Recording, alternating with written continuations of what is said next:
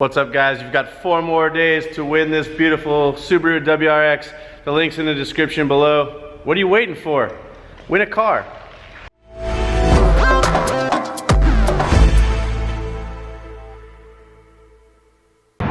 Today is the day I've been waiting for. I actually have goosebumps right now. Just arrived up at DNA Motorsports with Ricky and my father Jeff. Big Jeff to you guys.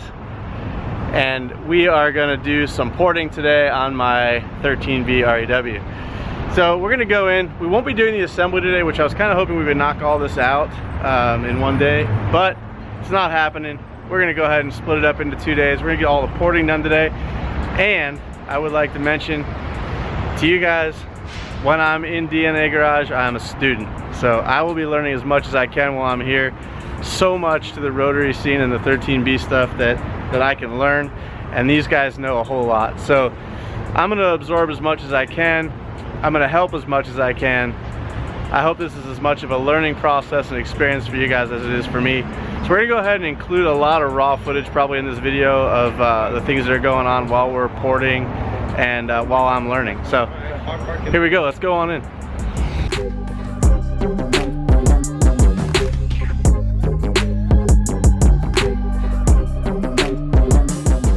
All right, there we have all the bits for today. Go ahead and introduce you to some people here, some important people that are gonna make today possible and help me learn as much as I can about my motor before it goes back together. John is gonna be our expert today, and he's gonna teach me a lot of things that I didn't know went on inside rotary engines, which is really cool. And I should say I'm so excited about this that I actually lost sleep last night. So I hope you guys are as excited about this as I am. So listen closely, watch closely, because it's going to be pretty cool.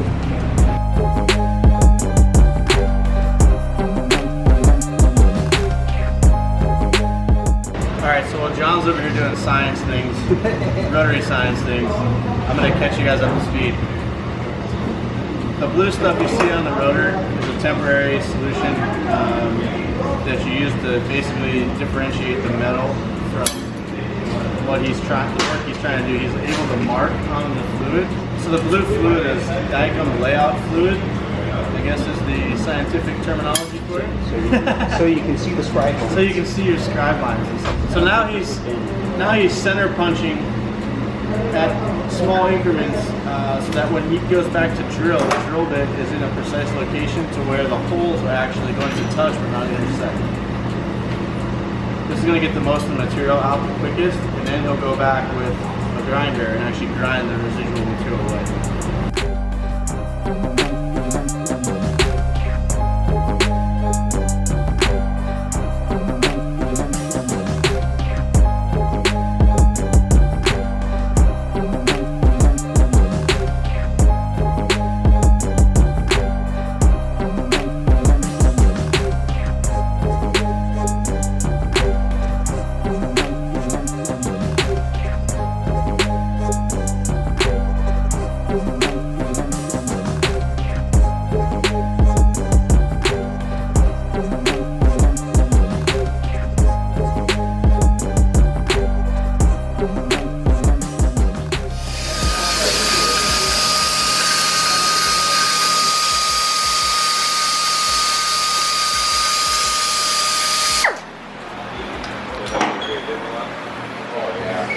Alright, so John's pretty far through this port process. He's already drilled out the port.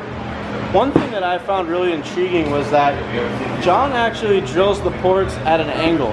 All the ports I've ever seen have been drilled straight through. A lot of the videos I've watched on YouTube and other people that do these actually just drill straight through the iron, where John actually goes in at an angle, which makes a whole lot of sense because when the air is flowing out, it's flowing out on an angle. It's not flowing out straight.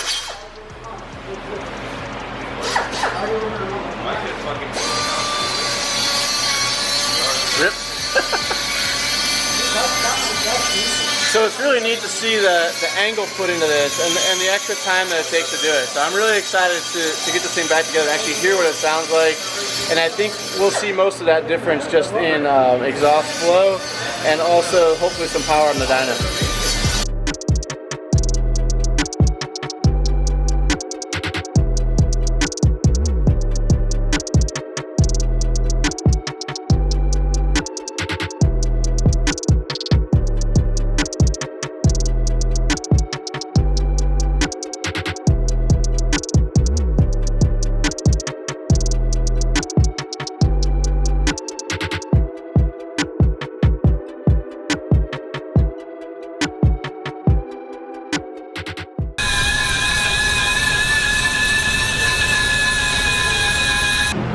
All right, so John makes this look really freaking easy, and I guess when you've done it a few hundred times, probably is pretty easy. But as with anything, you know, I would love to be doing this myself, but I'm leaving this up to an expert. I think it's the right thing to do. I'm learning heaps today, and I think at some point I would like to try to do this myself. Maybe Ricky and I will find an old junker laying around and start cutting away at it. But this process here is exactly why I wanted to build an RX-7. And exactly why I wanted to keep an RX-7 rotary, because I wanted to go through this process. I've worked on tons of race cars and race engines. I've never got to experience this part of the process, which is really cool to me and intriguing and fulfilling. So I hope you guys can appreciate the fact that I'm leaving this job to a professional. I think it's the right thing to do this go around, and maybe down the line me and Ricky will get our hands dirty and actually build one of our own, but we'll see.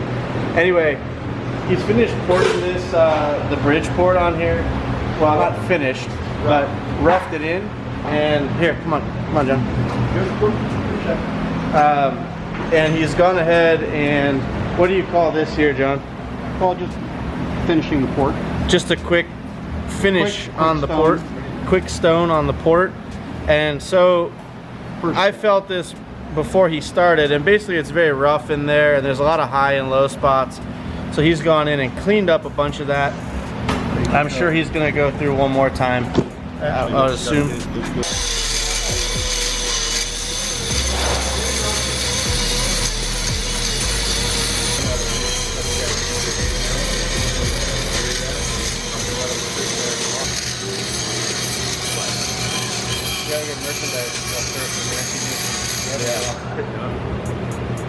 Otherwise, it's all figure out where I'm at. Right away. This was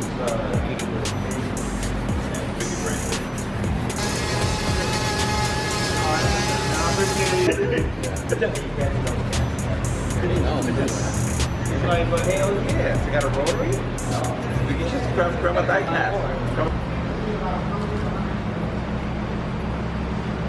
So John just got done finished cleaning up the port, the bridge port that he created, and also cleaned up the inside of the port as well. So we're nice and smooth in there now. It's gonna flow really well.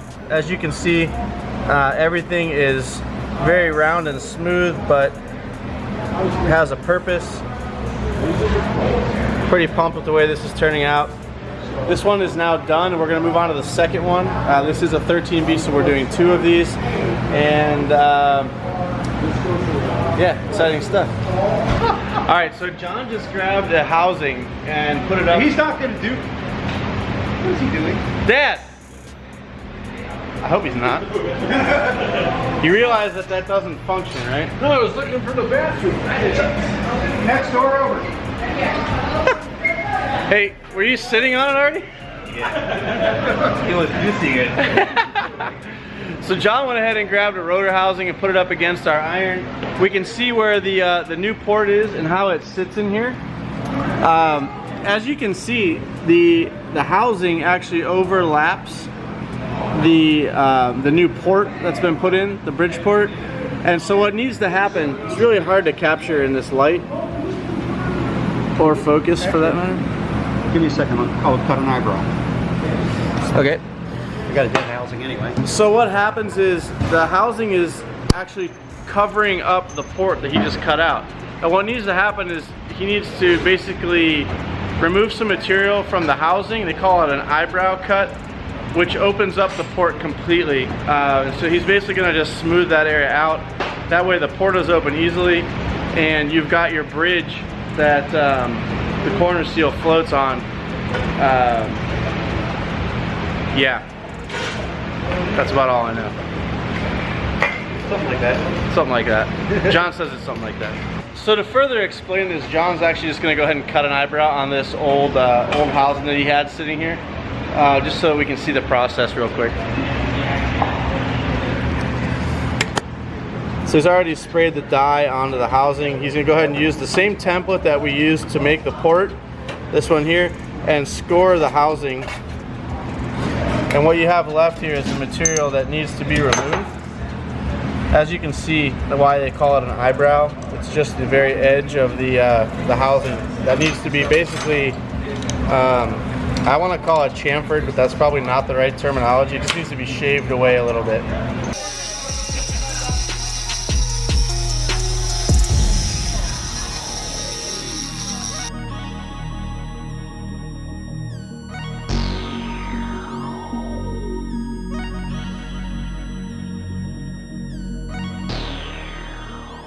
So as you guys saw, John just went ahead and cut the eyebrow in the housing, and this is what it looks like. We're gonna shine a little light in there. So now you can see more of the bridge port. It's allowing the air to escape out and the side of basically of the housing here. So it opens up the port quite a bit more, makes it more effective. All right guys, so we're gonna go ahead and end the video there for today. The boys over at DNA have been awesome. John is a freaking legend. I've learned so much today. I hope some of it makes it in the video and you guys can learn some things too. So much was done today. We got all the porting done. We're gonna go ahead and do the assembly on another day where we've got some more time. The rest of these guys want to get home to their families and things. I respect that. Families first. So we'll go ahead and conclude the video. Thank you guys so much for watching today. Please subscribe to our channel. We've got awesome content coming at you guys almost every day. Leave us some comments, throw us some thumbs up. We appreciate it all. Thanks, throtl family. We'll see you next time.